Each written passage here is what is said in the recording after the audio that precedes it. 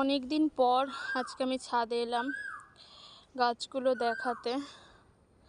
তো এখন এত রোদ আর এত গরম, ছাদে আসার নাম শুনলেই ভয় পেয়ে যায়।